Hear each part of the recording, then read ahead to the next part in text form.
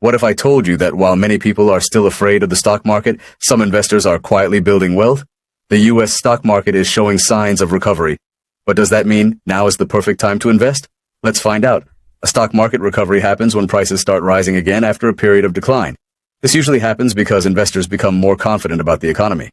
Several factors can drive a recovery. Inflation may begin to slow down, companies can report stronger profits than expected, and investors may believe that future economic conditions will improve. However, a recovering market doesn't guarantee that prices will only go up. Markets often move in both directions, even during an overall recovery. Many experienced investors focus on the long term instead of trying to predict every market move. They invest consistently over time instead of waiting for the perfect moment.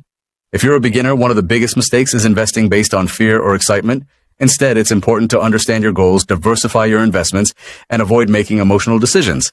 History has shown that markets have recovered from many downturns over time, but every situation is different.